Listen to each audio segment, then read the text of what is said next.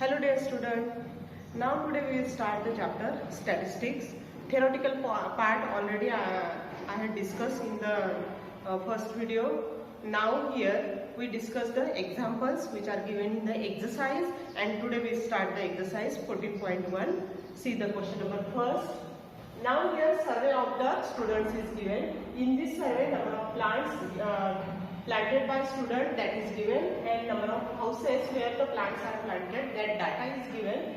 Now in this data classes are start from 0 to 2, 2 to 4. First see the classes. All the classes are continuous. This 0 to 4 upper limit and lower limit of all the classes are continued, and that's why it is a continuous class. Now here we have to find the mean value. Mean plants are found out here, and that's why we have to consider the classes. Make the table first. In this table your first column is CI. CI means class intervals which are given 0 to 2, 2 to 4, 4 to 6, 6 to 8, 8 to 10, 10 to 12 and 12 to 14. These are the CIs. Now the next column is frequency, which is denoted by Fi. Frequencies means these values 1, 2, 1, 5, 6, 2, 3. Now one more column is there, and that column is Fi. Because here data is given, this data is smaller, starting from 0 and ending at 14, means the digits are smaller, 2 digits numbers only, smaller digits are given. That's why which method is suitable, that question is asked there, and method is direct mean method. There are three different methods to find the mean, but the entries are small, and if the entries are small, you can use the direct mean method. And formula for direct mean method is mean is equals to summation Fi upon summation Fi. And here summation Fi means first we have to find the value of Xi, and after that we have to find the column Fi. Means here two columns we have to add. First one Xi, and the next column is Fi. And for mean, these columns are compulsory. These four columns we have to compulsory consider to find the mean in any method. If it is a direct method, if it is a assumed mean method, step deviation method, in all methods these four columns are fixed. For other methods 1, 2, 3 columns are also increases in assumed mean method and step deviation methods. Now how to find the Xi? Xi means mean value of the class interval. Now the first class interval is 0 and 2.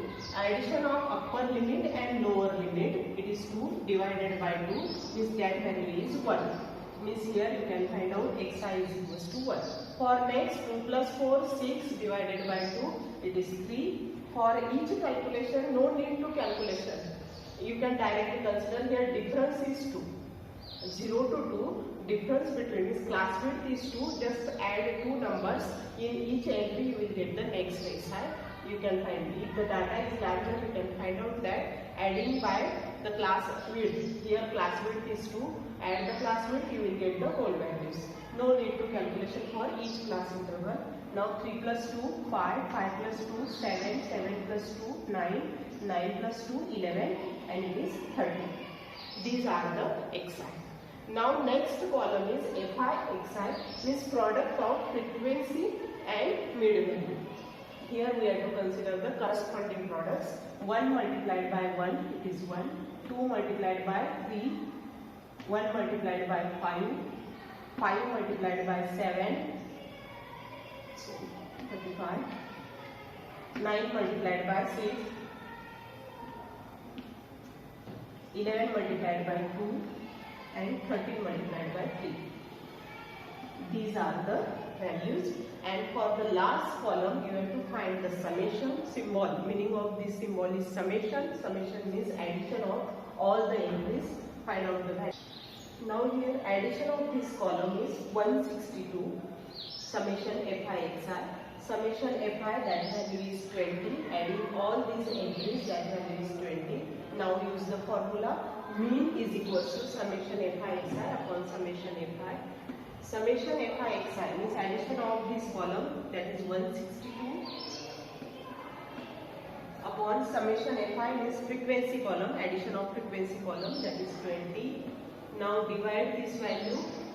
After dividing this, you will get 28 and it is 8.1.